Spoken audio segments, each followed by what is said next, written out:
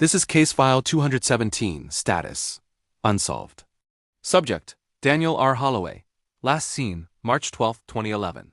Location: Brookside Transit Station. Daniel Holloway was a man who did everything right. He paid his bills on time, worked a stable job, and had a routine so predictable that investigators joked they could set their watches by him. That's what makes his disappearance so baffling. On the evening of March 12, 2011, Daniel entered the Brookside Transit Station at 8:41 p.m. We have security footage. It shows him buying a ticket, adjusting his jacket, and glancing up at the departure board. Nothing seems out of the ordinary. But here's the thing: Daniel never exited the station. Police reviewed every single camera angle. They watched him walk down Corridor B toward Platform 3.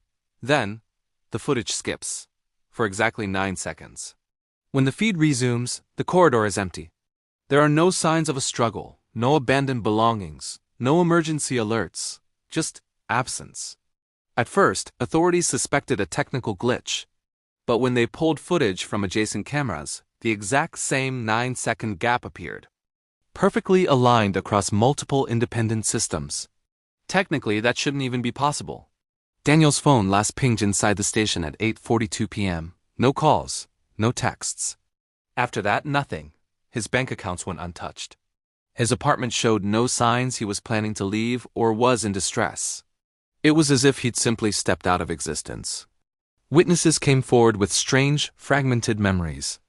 A janitor reported hearing footsteps behind him in Corridor B, only for them to stop abruptly. A commuter felt someone brush past her, but when she turned, no one was there.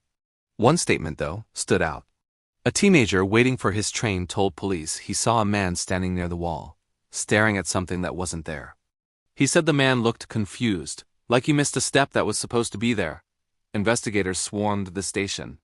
Maintenance records showed no hidden doors, no secret tunnels, no structural anomalies that could explain a disappearance. But one engineer noticed something odd in the original blueprints. They showed a decommissioned service hallway that had been sealed up decades earlier. According to the city, it no longer existed. But the wall where it once stood was visibly newer than the rest of the corridor. Thermal scans showed nothing. Sound tests came back empty. Still, the station supervisor admitted something unsettling. "People avoid that corridor," he said. "Not because anything happens, but because it feels like something almost does." Daniel's family, desperate for answers, revealed something new. In the weeks leading up to his disappearance, Daniel had complained about time feeling strange. He said clocks felt out of sync, that conversations seemed to repeat themselves. He felt watched, not by people, but by spaces. Doctors had dismissed it as stress. Then, an anonymous package arrived at the police station.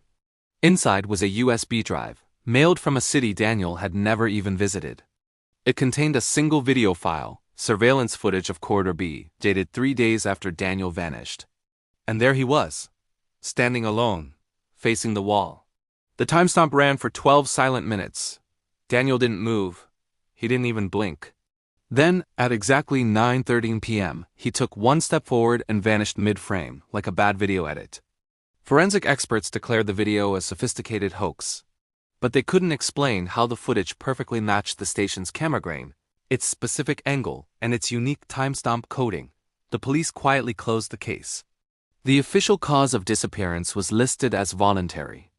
Unofficially, though, officers still talk about Corridor B maintenance workers report their tools going missing, only to reappear days later in the exact same spot. Radios and phones mysteriously lose their signal only in that hallway. And new security cameras installed there have a strange habit of corrupting their own files. And once a year, on the night of March 12th, the station's security system logs a single badge scan at 8:42 p.m.